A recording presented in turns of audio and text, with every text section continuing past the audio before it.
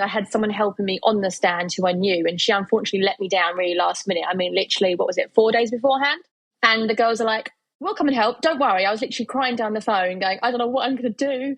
And they're like, we're coming. Don't worry. I was like, oh my God. Okay, cool. Thanks. And we all did demonstrations on the stand, and the rest is history, basically. This incident happened where the cake had just kind of air bubbled and just looked a mess.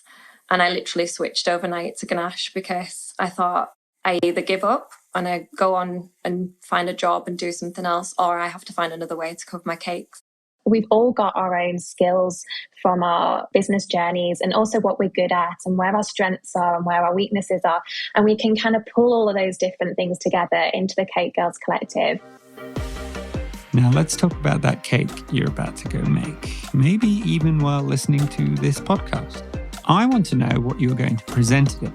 A basic box with extenders, wrapped in cellophane? I really hope not. There really is a simpler way to go about this by using Alba tall cake boxes. They're super strong, luxurious, they assemble in a minute with no extenders, no cellophane, and no fuss. Best of all, you get peace of mind when you hand it to your customer for its journey home, knowing it will arrive safely. You've just spent hours making that cake, so why not present it in something that shows it off? Check us out at www.alba.shop. We're doing something completely different today, as we're speaking with 4 amazing bakers who collectively have over 40 years of experience behind them. The Cake Girls Collective. Sally, Jess, Charlotte, and Danielle all met late last year through a cake school and instantly became huge friends through their own WhatsApp group. They all have their own cake businesses and they all have their own specialties. Danielle actually runs her own cafe in Kent. These girls are placed all around the UK, so this WhatsApp group, frankly, was their main way for them to communicate. But it didn't take long before they realized they could pool their expertise together to develop a virtually based, community-focused training platform, the Cake Girls Collective. We wanted to know more about the collective and how it came about. It's an affordable and bite-sized approach to one-on-one training for anyone at any stage in their baking career. This is not in-class training, as there's definitely no place for that. It's a very different approach to the virtual baking component, and we found the diversity of experience the girls bring and their approach made it feel like we should really have a chat with them. So, are you starting a baking journey? Do you need help but live far away from any training center where you can get help? Well, keep listening, as this may be something you're looking for. On with the show. Welcome, everyone. This is very interesting because I'm staring at a screen on my phone that has 5 amazing, talented women. I'm the only non-baker in the room right now. So I'm not going to say I have any imposter syndrome because I don't bake. So there's no imposter syndrome to worry about. But what I am really looking at here is a very interesting sense of community.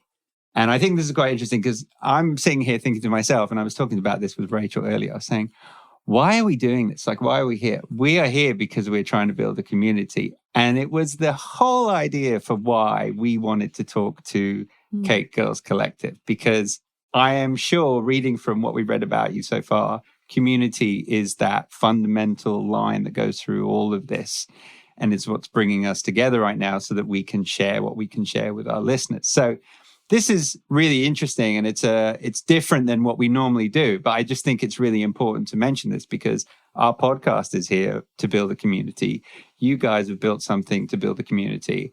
And now those 2 communities are coming together, which I think is really interesting. And so around the room, just for our listeners here, we have Danielle, Jess, Sally, and Charlotte. And you all make up the Cake Girls Collective. And we'll discuss that through the course of this podcast. But really what I want to do is just jump right in. And I'm just going to start with you, Jess. And I want to ask now, all of you bake. You've all been baking for a while. And you all do your own classes. However, February of this year, 2023, not too long ago, you all decided to come together and build something called the Cake Girls Collective. So my 2 questions are, to start us off, how did this come about? And why did you want to do it? What was missing that made you think we need to do this? Wow, so straight in there with the hard question. No, it's an easy question. So, how did we all meet? We all met at a cake school last year and we just clicked instantly. So, there was me, Danielle, and Sally. We were all there on this one day together.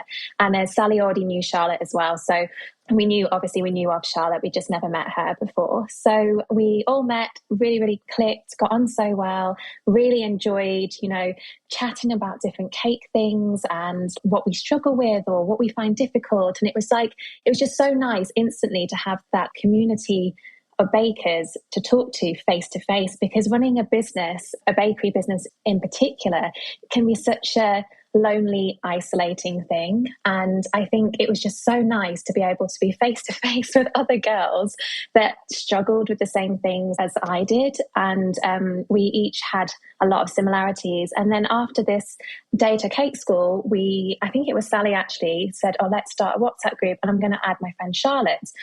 So we did, and that was it. We just we got on so well, and we just had the most amazing couple of months of just kind of chatting. You know how girls can chat a lot. And the WhatsApp group we had would just ping up all the time with this was amazing, or I had this cake today, or this was difficult. All the different elements of life, from baking to kids to dogs to family life to everything, the full shebang. And it was just so lovely to feel like you weren't alone in this kind of baking journey. So then we went to Cake International to help Danielle at the NEC in November last year. And again, it was we never met Charlotte before, so we properly met her for the first time. It's we knew everything about her. I shared a room in the hotel with her, and it was I knew everything about her, but I hadn't actually met her properly before. So that was really, really nice. And again, we just loved that kind of meeting each other again, but also because we were working with Danielle, she was doing a lot of demos on her stand that she had there. We loved that side of things, being able to take what we know collectively and teach other people that were there. And it kind of sparked that idea about, we could do this together permanently. We could put on demos for people to kind of pass our collective knowledge onto them. So we did. And this is where we are now with the Cake Girls Collective. And it's been a really, really lovely journey of doing what we love with our friends together and growing something and kind of trying to find a way to pass that community on to other people and our knowledge as well. But it is like you said at the beginning, it's that community side of things of you're not really alone and sharing that shared experience together. Yeah, I mean, I totally resonate with all of that. I mean, it's one of the reasons why we wanted to start up this podcast in the first point was that I just felt incredibly on my own and as the business, and just thought that it's really missing that, although it's a really lovely creative outlet and it's a great industry and you can work at your own pace and do what you want through the business. But there was just that missing spark of having someone to go check in with, like you would if you were at the office or, the shop or wherever you work. And I'm just curious because collectively you have 40 years, combined experience, even though I don't want to age anyone. Almost as old as Danielle.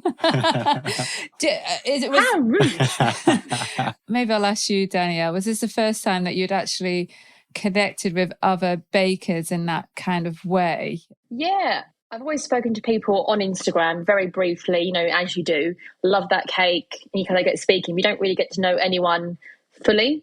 So it's the first time that we've really connected with other cake people and we shared our experiences and that we were going through exactly the same thing. It's interesting. Now, let's say the idea comes to create this collective, but some of you were teaching previously through your own courses, through your own business, correct? Sally, I see you nodding. And you, Charlotte. So then the next question leads me to, in terms of this, okay, so why change it to come together? Was it something that doing it on your own just wasn't fulfilling enough, or just didn't meet that community bond enough when it's just the one of you teaching? Sally, you want to try that? Yeah, so we all still hold classes and one-to-one sessions and things as our own business. So I do it from my home kitchen and Jess and Charlotte and Danielle, they all do it So we all still do that side of our business as, like I say, our own businesses.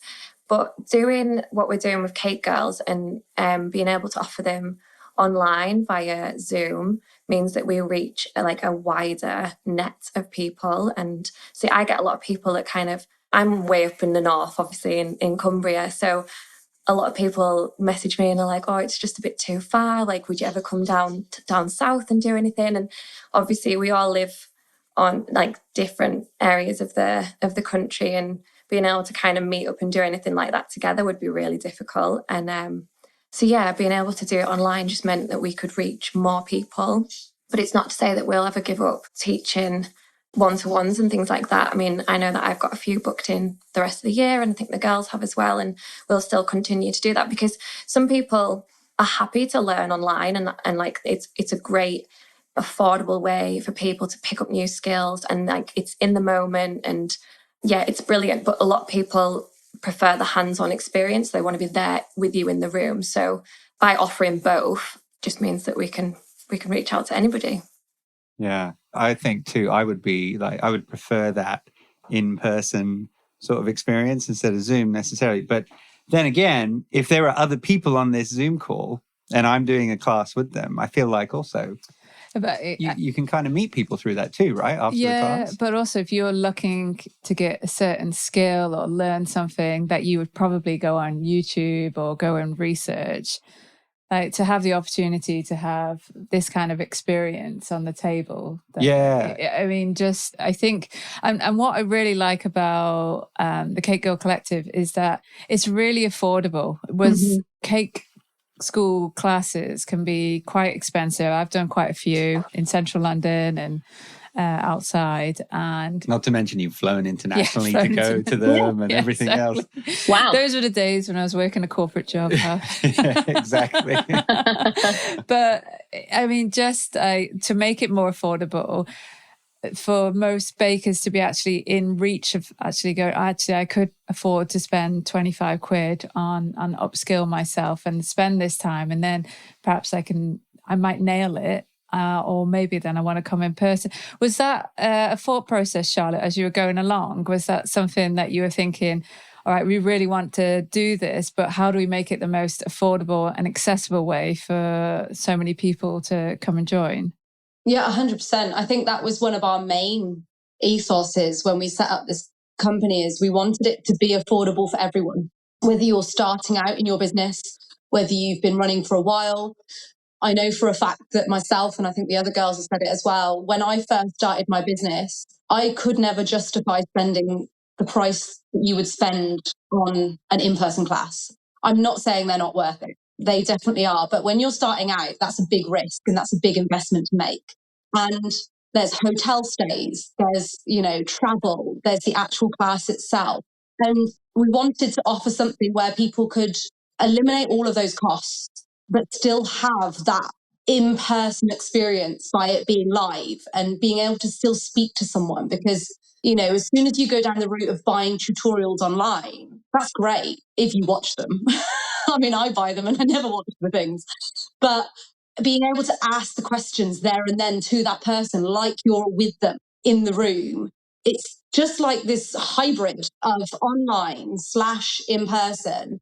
So you're getting the wealth of knowledge that you can offer on an in-person class for the price of an online class. It's just a great crossover, and we wanted to keep it affordable. So if someone down the road wanted to just bake a cake for their daughter's birthday, they could go, oh, I'll just hop onto that demo, which is teaching us how to fill and stack a cake, a real basic skill. And they can just do that. Or, somebody who's been in the industry for a really long time, who maybe has always used buttercream and now wants to start converting to ganache or fondant, can just think, well, actually, I've got the basic skills. I don't need to spend loads and loads of money to go and do this fancy in-person class. Instead, I can just hop onto a demo for an hour and get the same amount of knowledge that I need, because the basics are already there in the first place. So affordability was one of our top priorities when we were sort of setting up the company, definitely.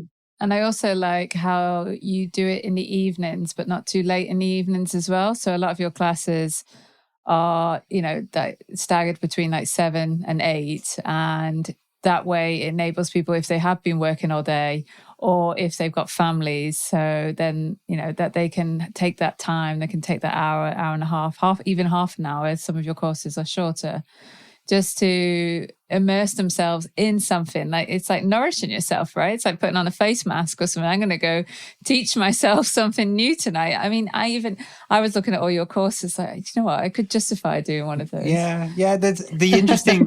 I love the business. Expenses. Right, exactly. I love the business aspect of it too, because you've got this idea to be a baker, right? Let's say Charlotte, you were inspired by a Mary Berry book, watching Bake Off in 2010. Is that right? Have I got that right? Many years ago. Many. Whoa. So he's been doing his research. They haven't read my website like you have. Obviously not. We have to do some research. So, you put yourself in someone else's shoes. It's that one book, someone gives you a book, or you watch a TV show. Look, we've had other guests on this show that have watched the TV show and said, I'm going to go do that. So I get it. It happens all the time, right? And then lockdown only exacerbated that or accelerated it for so many people. But there is no aspect in picking up a book and being inspired by a recipe and deciding to go make something that teaches you anything about running a business. It's just, I'm going to go do this, and then I figure this out later. But beyond the aspect of just learning the basic business, some of you have taken your businesses and gone out of the house now to an actual unit. You've taken on staff. You've done way more than what a lot of just individual bakers would go and do in their baking career. So what I want to ask is, how much of that experience do we draw on here for some of these courses? Or was this the idea from the beginning that you thought there was nothing that was more advanced? It was all maybe more of like the basics of setting up your cake business, and you thought we could do more than that. I'm just curious how you pulled and curated your content together.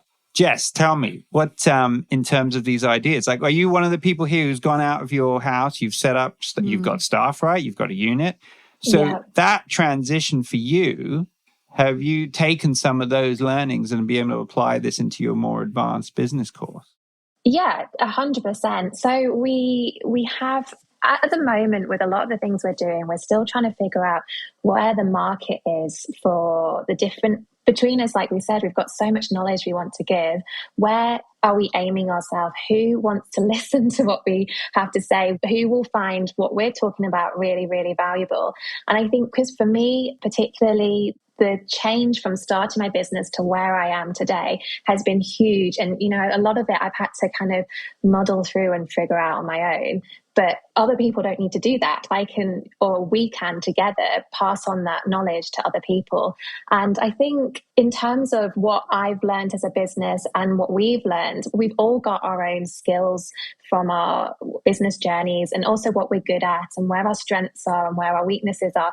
And we can kind of pull all of those different things together into the Cake Girls Collective and draw on those different strengths and weaknesses from each other. And it just helps to build, hopefully, what is going to be a really, really successful business together. And it would definitely, my business journey has kind of helped with creating a lot of the things that we are doing today. You've got the experience to pull into it. Danielle, I forgot to ask you, by the way, you touched on this earlier about when you were all meeting. Did you plan on having everyone in the room here come and help you at Cake International? Was that the idea? No. Oh, okay. No. So I thought that was part of it, like how you all came together, like, let's work together and help. That was the plan all along. It was not the case. Okay. She's not really our friend, she's just using us. Yeah. Always planned to do demonstrations on the stands. I just launched selling tools on my website. And I just met these girls, and I had someone helping me on the stand who I knew. And she unfortunately let me down really last minute. I mean, literally, 4 days beforehand? And the girls are like, we'll come and help. Don't worry. I was literally crying down the phone going, I don't know what I'm going to do. And they're like, we're coming. Don't worry. I was like, oh my God. Okay, cool. Thanks. That's amazing. And we all did demonstrations on the stand, and the rest is history, basically. It's pretty cool. I wasn't expecting that. I didn't realize that it would sort of came about. I love that, it's the first time you're all sort of getting together as well, the four of you now.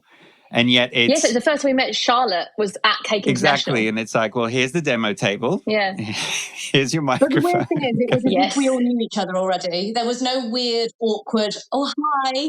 It was like, oh, yeah. Yeah, Charlotte literally approached out of nowhere. I was setting the stand up. She's like, hi. And I was like, oh my God, it's you. Like, it's really weird to see you and hear you responding, because we voice note all day long. So you don't obviously talk like back and forth. So to have a conversation with someone is very weird when you only voice note. I was like, oh, you're talking back. It's a new dimension, really, to the conversation, though. Yeah. But I think it's really cool because that sort of proves, the fact that you guys have got together virtually and built this relationship, and now in person you can continue this. I mean, it says a lot about how you then make that natural progression to run your own business together, even though you still have your own individual businesses, right? So does someone take the lead in the Cake Girls Collective? Is there advisory board? How does it work? Walk us through She's it. right in front I of don't know me. where Charlotte is on my screen, but Well, she'll be in a different position for everyone. That's not true. We don't have an official CEO, but I will take on the role if needed. It is fine. No, we don't. When we first set up the company, we sort of agreed that, it's very much a four-way thing. All decisions are done four ways. There's nobody that's in charge as such. There's people who don't ever stop working just because I love working. And obviously, with the different lives that we all have, Danielle and Jess have bakeries and they've got staff and things like that. So they are kind of, in the daytime, very busy people. And I'm not saying me and Sally aren't. We also have 2 children each. So we are very busy people. But we have a lot more flexibility with how we go about our workload effectively than obviously the other guys. So we kind of said from the start, it will very much be we all chip in, we all have our own allocated jobs. We sort of, Jess is our Instagram whiz and Sally does our one. We've got 2 Facebook groups. Sally does one, I do the other. Danielle is in charge of all our emails and our websites. So we've sort of segregated the jobs in that way, and obviously all support one another. But there isn't somebody who leads, but I'm naturally one of those people who does like to take over. Sorry, girls. I think that's sometimes really handy though, right? It's handy to have someone to lead. And I think particularly because none of you are working for one person. You're actually, you've each individually got your own jobs and your own very busy lives and family life as well. So I think it's important to have someone who helps lead that. But what I'm always interested in is there's always great ideas. Ideas come up, we should go do this, or we should set up this collective online training courses and community. But how do you move that into action? Like going from this sounds like a great idea to then put it into action. Did you meet up, or did you do like 1-2 days together? You just plant an idea in Charlotte's head and I just make them all do it. You just got a list of action items. Obviously, we talk every day, all the time anyway. So we decided we wanted to do it. It was funny. Me and Sally basically had the idea at exactly the same time, and we were like, we've got to do this. This would be great. And then we did meet up. We went down to Cambridge earlier in the year. We went and stayed at Jess's originally it had been planned since we met last year to go and visit Jess in Cambridge and have like a meet-up between us. But it turned into a business meeting, a 2-day with some wine business meeting. So we did. That's the only time we've then met up. But we have a lot of like calls, WhatsApp calls. Our partners probably wonder where we are most of the time because it's like having 3 other relationships going on. We're lucky here. We're catching you when you've only been going since February of this year, right? So, this is not very much time since you've started. So my first question is, I'll have a follow-up in a minute, but my first question is, how has the response been? I mean, what's been your reaction so far in terms of how you've gone about and done it? Do you feel like you've nailed it? Do you feel like you're like, oh, this is a bit, or, where do you sit with this now, 2 months in? It's been really good. Some of the feedback that we've had from everybody's demo has just been, it's blown us away. It's been so lovely. It's been full on. It's been very full on, obviously, getting started and things like that. But the response has been fantastic. We know that, like, if people don't know us, and we do think that, like, a lot of the people that have kind of booked on and things have obviously come from our personal pages. So they kind of see us on stories and they kind of know us a little bit. So the trust is kind of there. But we're finding that more and more people are coming on to our demos and they're like, I'm so pleased I did it. And this is fantastic. And we are getting repeat after repeat customers. I mean, we've had, I think, maybe 2 or 3 people who have been on every single demo that we've done. And we're seeing more and more people just constantly repeat buy-in. The feedback that we've had has just been more than we could have ever imagined. We're really, really pleased. We do have to put a warning on it being addictive. Yeah, well, that's the thing, right? If you've got addictive personalities and people, you can bond with people really quick and you can bond with people virtually, they're going to want to come back and they're going to ask you, what else can I learn, right? It's not like they can take the same course over and over necessarily, but, there's going to be other things to focus on down the road. And it's too early to really ask you, like, what's next for you guys. But what I do think is interesting is you're already picking up so much through this. You're learning so quickly through this because it is so new. There's a lot to fine tune. But do you see the Cake Girls Collective being able to participate in other mediums? So it's not just over through a virtual training. Is there the opportunity down the road you see for like in-person events or something where you can have meetups regionally because you are so spread out, right? So maybe even a festival, 2-day one, a bit like Happy Place that Fern Cotton does. Oh, yeah. There you go. We have been discussing lots of things about this, funny enough. Go, please share, Danielle. Go for it. We've actually been discussing about events that we could do in-person wise. And it's very, very early days. Discussing about in-person events that we could run, but also virtual events as well, like day-long events, and possibility of participating in big baking shows, demonstrating, having stands, all that kind of stuff. But it's still early days. But yeah, there's always the possibility of doing that and expanding it into masterclasses further afield. That is the next plan, but it's more of a calculated, long, thought-out plan because you know what it's like with these stands at these shows. They're so expensive. And you've really got to justify the cost of them. At the end of the day, like things aren't cheap anymore. Well, they've not been cheap for a while. We've really got to work out our sort of marketing plan and if it's going to work and where it fits in with where we are at the minute. So that's a really interesting point, actually, just going on about like costs and profit and weighing up those costs if you are doing a cake show. But it just brings me back to thinking about some of your business 101 courses that you're actually putting on at the Cake Girls Collective that I find really interesting because it's something that comes up time and time again. It's like, how do we keep people in this industry? It's a really hard industry. It's notorious for burnout. It's long hours. It's low pay. What I love about, and most people come into it not necessarily having those business skills coming along with them. We're usually quite very creative types and we love getting together, making stuff in the kitchen and doing it beautiful, but not necessarily knowing like how to price that efficiently and you don't know everything when you're just a one-person show. So those business courses for me were really appealing because I was thinking, I wish when I started that those were there because it was the number one thing for me, which was like, how do I think about pricing? How do I set up for profit, et cetera, et cetera. And I'm really interested because you've probably all collectively and individually gone through stages where you've probably priced at a low point or haven't been making enough money, you've been working really long hours, you've hit burnout, you've hit despair. Is that the driving force behind putting these courses on? Was it to, help the future, keep people in this industry and like bring on those skills? I think, Jess, you were talking about before to make sure that people stay in it for the long term. Honestly, I think you're going to have an amazing turnout for these kind of courses because I'm sure they're already fully booked, but it must be one of the number one things that comes up, right? Yeah, definitely. I think the really good thing about the business courses, the Q&A sessions that we're running as well, is it gives people not only for us to give our advice over to people, but because we do it through Zoom and you can ask questions, people can ask the very, very specific questions that they're really, really struggling with. So if that is pricing, we can be really, really honest and say, well, this is what we do.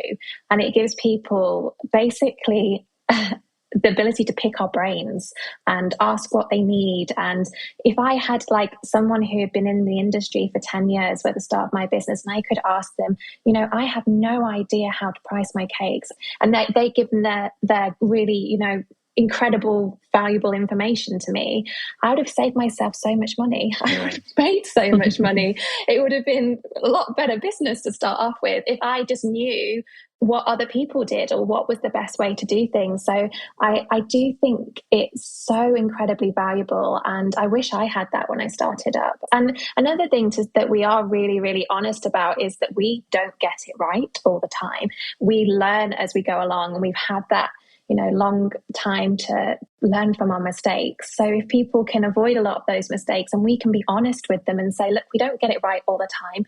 This is how we do it, and this is why. And then people can kind of get an understanding of, who we are, and that also that we're human, and that we're just 4 girls and we do have lives and we do get things wrong sometimes. And I think that's also really relatable to people who are on our demos, that we can be like, well, actually, I once did this, it didn't go very well, so now I do this, which is, I think, really, really helpful for other people as well. I think a lot of the time in the world, people see like the perfect. They just see that cake makers who have been doing it for a long time get everything right all the time. They smash everything, nothing ever goes wrong, which is so not true. So not true. When you're on the phone to the girls last summer going, I've just dropped a wedding cake, like generally things happen. And I think it's so good for people. Don't laugh. It was not funny at the time. I think people that really happened. need to see. And I think having this sort of in person, and the skills and the knowledge that we've got and that we're happy to share with people, shows people, like Jess says, we are real. We all run businesses and have lives and have families, and this is how we do it. And with the 4 of us, we all do it differently. There's things that are similar, but we all run very different businesses, so we can offer very different advice and views and opinions on how it works for each of us, for people to, because even if I say this is how I do it, that doesn't mean it would work for someone who is like Jess or Danielle and has a lot more overheads. So having the ability to have 4 of us who have completely different experience in different business ways allows us to advise pretty much anyone in the industry who are doing one type or the other, if that makes sense. We couldn't do that on our own. You don't get that from a perfectly polished, edited baking tutorial that you purchased and download. You don't always get that in a one-to-one cake class because there's other people there, and it's much more difficult. And I think sometimes, because we don't see anyone and we just hear the questions, it's almost like we're not hiding behind the screen, but we're not facing people face on. And it just, I think that's good from the point of view that it lets us be more honest and more real. And there's not any pressure, or we're in our own kitchens, they're in their own kitchens or sitting rooms. And you get a lot more honesty, and we're a lot more real, I think, than if we put out loads of edited, perfect videos. You're getting a very, very different package. Obviously, with the demonstrations, there's 2 of us on there. So every demonstration, you have your demo person, say, for instance, me, and then, for instance, Jess might be hosting. So therefore, she's there in the background answering questions. And at the end, we're all putting in a bit of our both experience. So it's double the whammy. So it's like a conversation with friends. And it's much nicer having that live conversation with 2 people with different variables and what they know, which is, really good fun. When you're demonstrating, you can't always see what's going on with regards to the questions. You know what it's like when you do like an Instagram live or something like that.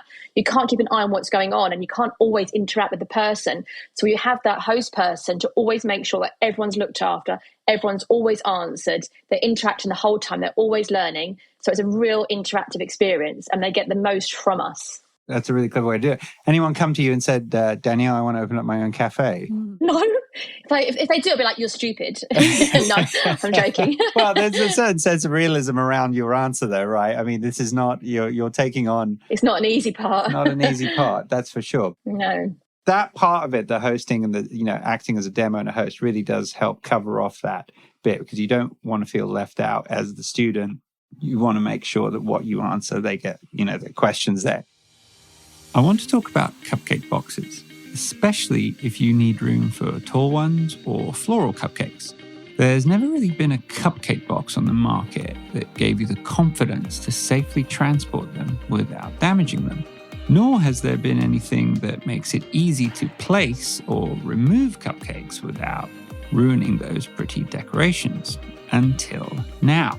The Alba cupcake box fixes all these issues. Plenty of height, strong, and a gorgeous cupcake box that opens fully into a built-in serving tray. No mess, no fuss, no cupcake teeth, and no damage. Even your customers will appreciate just how easy it is to open the box and serve right from the tray. Check them out at www.alba.shop. Sally, what have you learned about yourself doing this through the Cake Girls Collective so far in terms of the education piece, putting yourself out there on Zoom with strangers and whatnot? Has it changed how you approach things in terms of teaching? Do you need more patience? Do you need more of an open mind and questions? I mean, I'm just curious. I don't think in that sense, I don't feel like I need more patience or anything like that. So I think all of the girls did one-to-ones and teaching and classes and things before I sort of introduced it to my business. So it's for me, I only really started doing classes in this year anyway. I'd kind of told people I was going to be starting to do them last year, but then this year is the first year where I've actually had people like round my kitchen and taught one-to-one and things like that. So kind of the whole process is very new to me. But I used to be a primary school teacher, so I've kind of just amalgamated my two loves, because I did love teaching, but I mean, it was very full on, and I worked 9 to 5 and now I work 24/7. So I'm probably no better off. But yeah, so I kind of have been able to draw on from those skills as a teacher and put them into teaching people how to bake and make cakes and things like that. In terms of the difference between doing an in-person one and an online one, it's very surreal doing it online because you're almost talking to yourself, like you've got the camera in front of you, but there's nobody there. And you can't necessarily see them because you're too busy concentrating on making sure that your cake's in full view and everybody can see what it is that you're doing and things. So yeah, it's a very surreal experience. You kind of have to just be like, Charlotte, are you there? Are you still there? And just checking that people can kind of hear you and things like that. But I love it. And I think we all love, and I think we're all very nervous for the first one because even though we'd done kind of like a little bit of a practice run between us, we obviously did lots of sessions making sure the video quality was all right. And I had a few issues and things like that. But once we got started, we're kind of just in our flow now, and it's good. It's good. We're all really enjoying doing it online, I think. We've all kind of got our confidence to smash them out now. Yeah, it's quite clever because, you know, when people see you at events now down the road, as you do more of these, of course, you know, you're going to, whether you know it or not, you will have either inspired somebody, you have built a fan, you know, you may have a fan now or two, you know, you will have somebody's attention, and in one way or another, you may not realize it, but you've affected them, right? You will have been the person that maybe made or broke them in that decision to do something with their business, right? Maybe you gave them a reality check, or maybe you gave them that inspiration or the push to say, I'm going to actually I can do this. Look what I've learned today. You know, I can do this. And I think that part gets missed or overlooked a lot of times until you get the feedback from the people that you teach and they come to you and they say, oh my gosh, this was so helpful to me. It's very hard to capture that over just a Zoom chat, right? Sometimes until later when they develop their skills and they come back and they thank you for it. So I see what you mean about the surreal bit. I'm just interested because you all have really busy schedules. Have you had to cut back a little bit on your schedules you're coming into peak season, right? For everyone, wedding cakes, birthday cakes. It's probably really busy at the bakery as well, Danielle, where people start to want to come outside and go visit your pod and etc. So, I mean, it's coming into like peak season. Do you have to, you know, cut back some of perhaps those wedding cakes that you were going to do, or some commitments so that you can allow time for the Cake Collective, both from an admin time and setup, and also videoing and all the social media and all the admin that goes behind the scenes? Is that something that you've started to plan through? And maybe Charlotte, you can answer that for me. No, I just cut back on sleep instead. That's the easier option. I thought you might say that, actually. No, funnily enough, and I think we all feel slightly the same about this, is it's actually come on the best year because it's a quieter year this year. And I think it's an industry thing. It's not just us, it's a wedding industry thing. Wedding cakes this year have been weird. They've been strange. They've been quieter. They're coming later. It's all very strange. So of all the years, it's actually, worked out quite nicely. And it's one of the reasons we kind of set it up was because this year was looking quieter. It was sort of like, what other revenue incomes could we look at to sort of bolster that slightly? But no, we haven't. And I think that's the great thing about having 4 of us is that we can share the admin load, which is really useful. So running one business is hard enough. Running 2 businesses would be practically impossible for one person.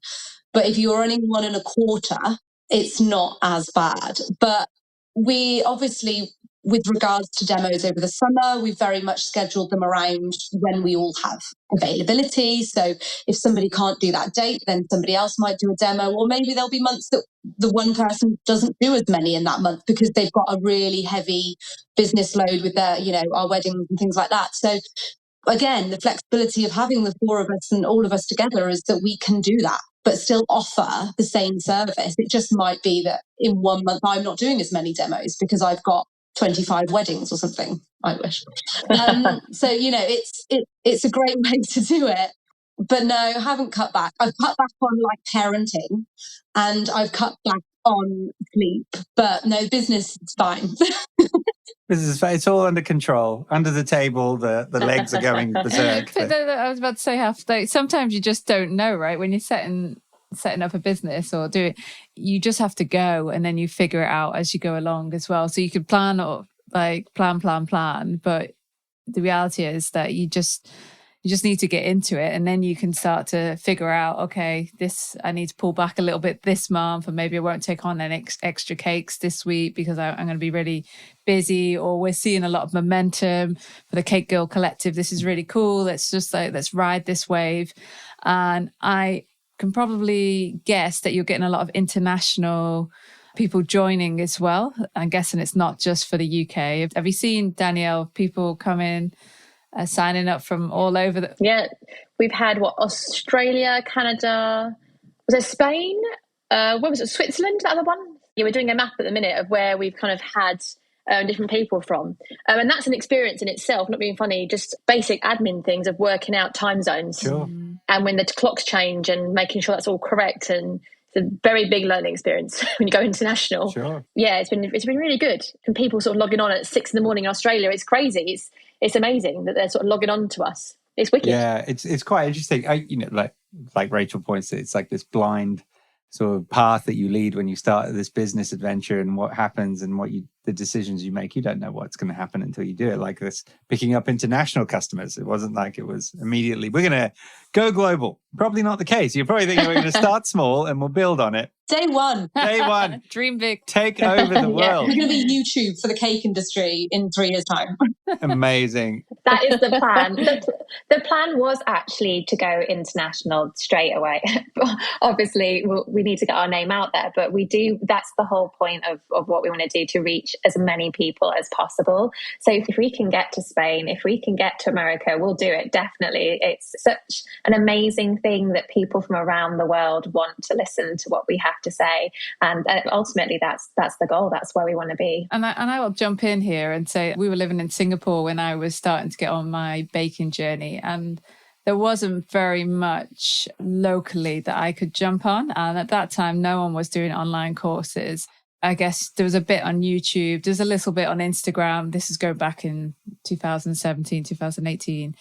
That's why you were flying down here. Yeah, or into Australia. So Australia. Because there was just a lack, right? So there was this big gap. So I think in some ways, it doesn't surprise me that you start to get quite a lot of international, because it's a big cost to travel, but there's still a desire. Like, people make cakes in every village, town, country of the world, right? Yeah. And just to be able to go and learn from the best, learn from all 4 of you is, amazing that they could do that, go online, do it from their kitchen, speak to you directly. Like, the talent that the 4 of you have collectively, it would just be really exciting. And I think if only I had had that, well, and this is going back at that time, it would, like you were talking about earlier as well, Jess, having those business 101s, it just would have helped substantially. So I just see this growing more and more. I wouldn't be surprised if people then start to ask for it recorded, or, you start to do different time zones to support different areas of the world. I just see it reaching more, and that's why I'm so passionate about it, because I have been that baker in a country that didn't have that much resources available for me to do that learning, and there was very little. And it's so exciting to see it now, and also being at an accessible price point that you'll actually probably find people do a course and then they're like repeating onto another one, because at the price points that you're charging, you could do that, like budget that in once a month or something, that I'm gonna, instead of buy. Yeah, it's very affordable, isn't it? They might not want to go to a full cake course that teaches them how to create a whole 2-tiered cake with this, that and the other. They can just log on and quickly learn how to do a certain element that they've been wanting to know, or a certain skill that they still think they could top up on. So it's not as much of a commitment for them to do it. And I mean, we spend 25, 55 quid without even thinking about it on lunch sometimes. You say 25 to 45 quid? Yeah. Danielle, you're not charging enough for the cafes. That's how much a crumpin is. £45, please. The other part of the business that we're currently sorting is guest demoers. So we're getting guests from the industry. We've got some phenomenal international people at the moment who are in the process of sorting out demos and things like that. And we want Collective to be us, but other people who people are like, oh my God, they're coming and doing a guest demo for Cake Girls Collective. And yeah, we're really excited about those as well. That's brilliant. You see, all these directions that you may or may not have thought this business may end up going, within a few months, you're already starting to see now, oh, hang on, we can do this too. We can do this too. Jess, you being the technological one, the tech guru of the group, you've got your work cut out for you now, handling international hosting of your show. I don't know if she wanted that role. You need your glasses, Jess. Put your glasses on. Got it now. Exactly. Self-assigned roles, maybe, between you. You've got to have a leader. You've got to have a tech person. You've got to have maybe the face of the face is all of you, right? It's the collective. So that one you all get away with, I think. But listen, I think it's very cool, and it's really nice just to get your perspective on this, and it's really nice to be able to talk about this opportunity that you're giving to a community. One of the things, we're going to wrap up here at the end of our call, but the one thing that we like to do for a little bit of fun is a little quick fire question round. And this is the one thing where we are going to go around each and every one of you, so you all get a chance to answer this. It can be the first thing that comes to mind, or you can a short one-word answer, or if you want to explain it, you can explain it. So we'll just go around the room. I'm going to start with you, Jess. Your favorite American buttercream, Swiss meringue buttercream, or ganache? I am a Swiss meringue buttercream girl, and it's what I do a lot of my demos on, actually. So yes, Swiss meringue is my favourite medium. Swiss meringue is my thing. Okay, Danielle. American buttercream, through and through. Through and through. This is brilliant. Everyone's got their own. Okay, Sally. I think I can guess Sally. Yeah, ganache, obviously. She's a ganache queen. But it was never going to be anything else. So what does that leave you with, Charlotte? Semi-naked cakes or what? Or can you choose from one of the three? None of the above. Yeah, all of the above. I'm the fondant one of the group. So ganache and fondant is all. I do not touch buttercream. No. Amazing. This is so cool. So it just goes to show how your skills can come into play for any baker who wants to just come and learn this week, this thing, next week, another thing. Very cool. Okay, Rachel. So one aspect of baking you won't compromise on, Jess? Why is that such a hard question? I'm a perfectionist, so I know this is probably the worst answer, but there's nothing that I really would compromise on. There's no bad answer. No, that's very good. Yeah, such a dreadful answer that. But I am a bit of a perfectionist, so I find compromise quite uncomfortable. So even if that's like a compromise with the design, or if something doesn't quite go as planned, I find that really difficult. It's not in my skill set to manage with things like that. So I'm going to say there's not much that I would compromise on, because I like to get everything perfect. Brilliant. Great. What about you, Danielle? I'd say quality ingredients. So I'm all about good quality butter, eggs, chocolate, all that kind of stuff, and not shortcutting too much. So you can shortcut a little bit, because when I do a lot of cakes like I do, you need to a little bit, but don't short it too much by adding preservative and things like that. Just don't need to do it. Just make it a good quality bake with good quality ingredients. That's just well run. That's probably pretty rampant in your industry as well. Preservatives and like just extending shelf life. Yeah, I etc. don't like using them at all. We've been to like shows and things like that. I've had a lot of people approach me and sort of say, you could use this, you could use that. And I'm like, yeah, no. And I tried it just out of interest, and it hasn't really done anything for my cakes that I can see. And I think, why am I adding that? Why am I adding this preservative ingredient? It's not good for us. So why am I adding it? So I refuse. Yeah. Good on you. It's going to be, butter, egg, sugar, flour. Keep on your principles. Or gluten-free right? flour. Yeah. Fantastic. What about you, Sally? I think it would have to be the medium. I won't compromise on the medium that I use. So you won't find me going back to using buttercream, and you won't find me, well, I say you won't find me touching fondant. You won't find me covering a cake in fondant. Yeah, no, I think that would have to be the one thing I wouldn't compromise on.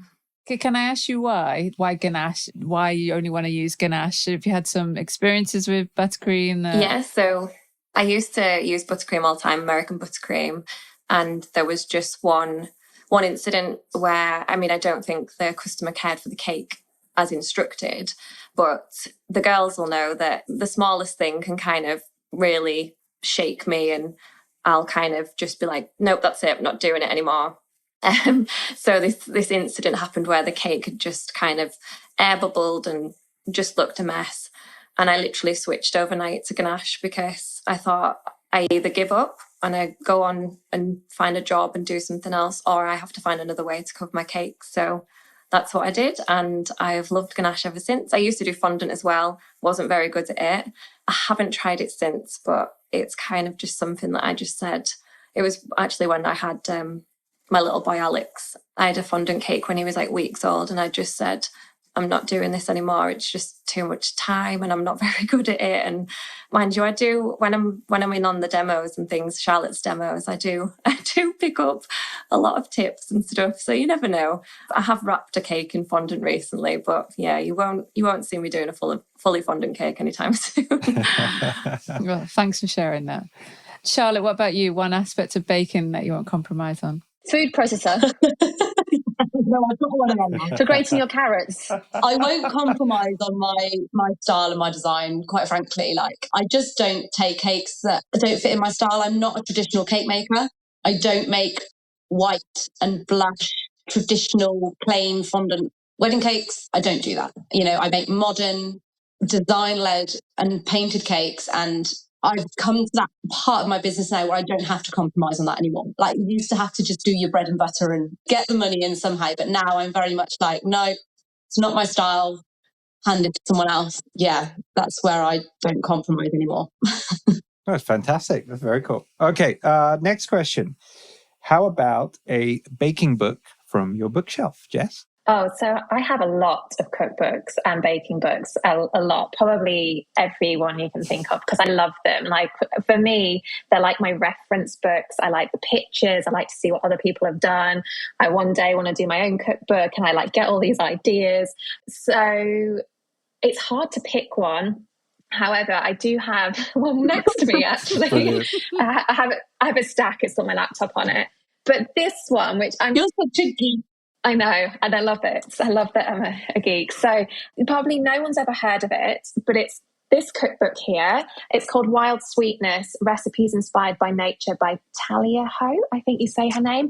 And you can probably see kind of on there, I've folded down loads of pages, and I just love it because all the recipes are beautiful, and then she uses a lot of floral elements, which I really like, and lots of ground almonds and nuts, and just really beautiful recipes. So I don't make every single day, so if I want to make something for myself, I always go to that cookbook. And the photography on the inside of it is just beautiful as well, so it's a really nice book to read, and it feels really nice as well, which I really like. It's got this textured feel to it, and yeah, I love it. And every recipe in there I've baked and made, and they're always a success. So that's my favourite. Wild Sweetness by Talia Home. Jess really likes cookbooks. Maybe we can get Talia on the podcast. All right, Danielle. I've probably got two. I love Rachel Allen.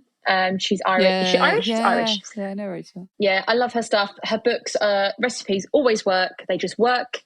And that's what I love about them. They're great recipes, great flavour, boom, works.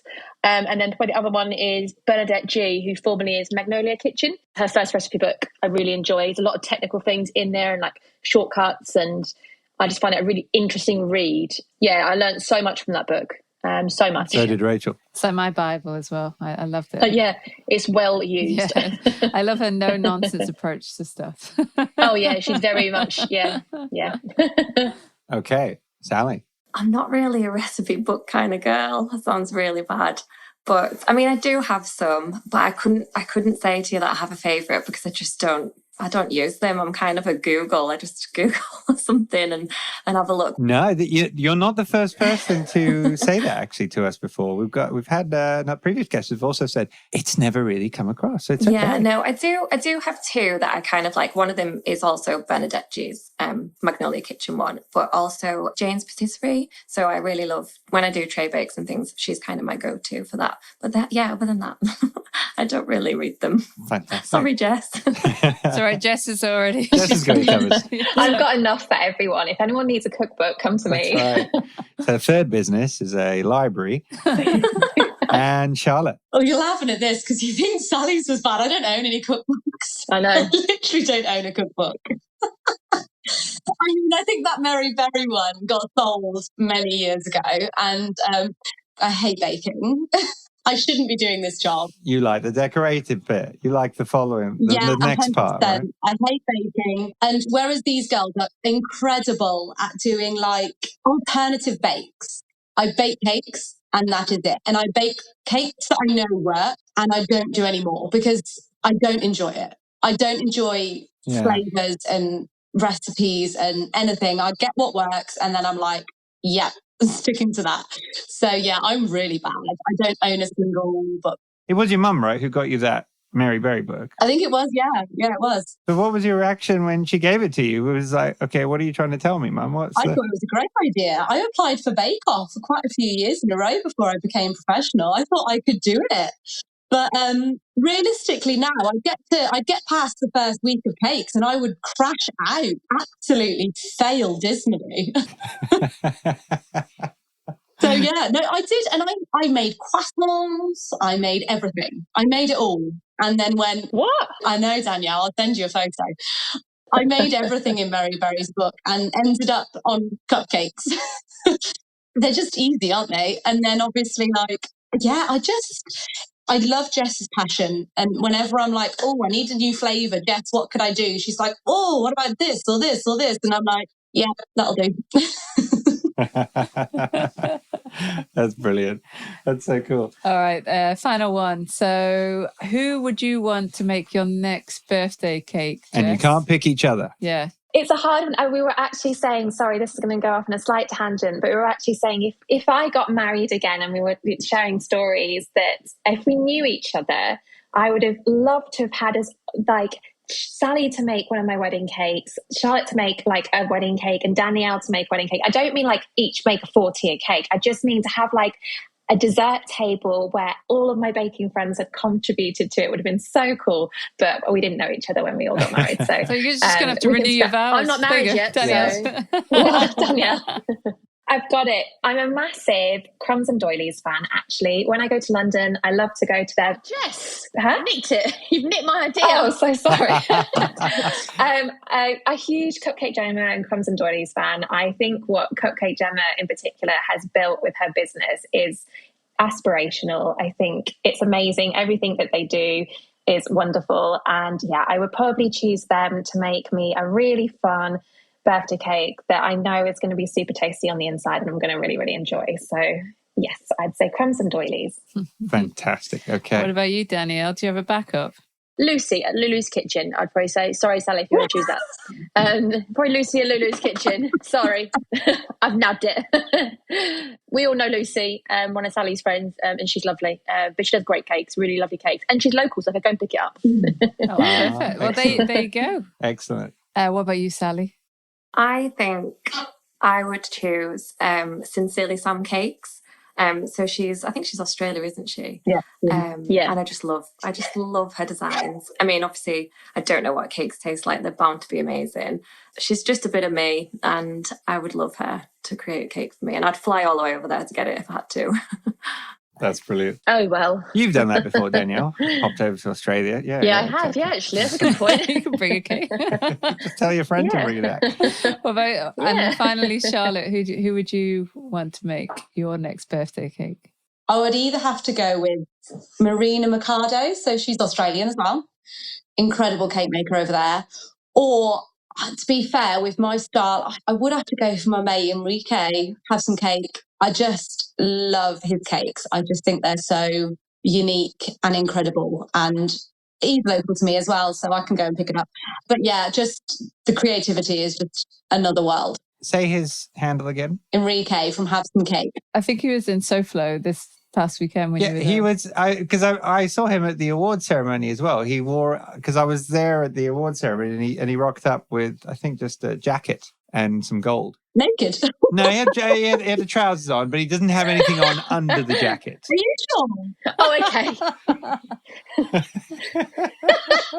I'm pretty sure that's the same. This is the same person we're talking about. Do you mean the guy that's got really like chiseled cheekbones? That guy? He was Is that what very you're chiseled, thinking of? yes. No, Because the ladies all next to me were sharing Instagram pictures.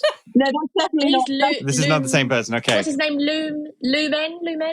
Luca? What's his name? Luma's Cakes? Luma's Cakes. Luma's. Luma's That's Cakes. the guy. That's Sorry, it. that's the guy who was it. Sorry. I'm Sorry, Charlotte. That's who that is. I know exactly who you mean. That's not Enrique. Danielle has led us off on another journey here. That's all right. No, I've led us all off on a Oh, sorry. different journey. Rachel's led us off on another journey. Danielle Make sure clarified. this all goes in and that Enrique sees it, because I'm sure he would love that comparison. I'm sure. Exactly. Why not? But like, yeah, that's me. That's me. Brilliant. That's fantastic. Oh, listen, that was a lot of fun. Thank you, everyone. That was really cool. It's just such a nice chance just to sit down with all of you in one go and share the story a bit and talk about Cake Girls Collective. I really enjoyed that, and I know a lot of the listeners will too. So we really, really appreciate it. Honestly, thank you so much. I would, personally, I'd love to dive into each of you individually on your journeys, but it just, it's nice just to spend the time and just hear more about what you're doing with Cake Girls Collective. So it's been really, really, really cool to have a good chat. And that wraps up episode 26 of My Baking Journey, and also the end of season 3. If you want to know more about the Cake Girls Collective, check out the show notes for everything you need. Really, I just want to take a minute to say thank you so much for being on this baking journey in general, listening to us. Some of you listen from the beginning, some of you are new. If you are new, go back and listen to some of the old ones. We just really hope you're enjoying this.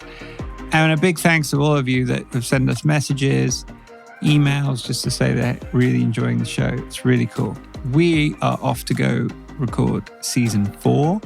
So we better get on that. But listen, make sure you subscribe and follow this podcast if you listen through your favorite podcast app, so that when season 4 comes out, you will see it pop up and you can listen to it. All right, take care. See you next time.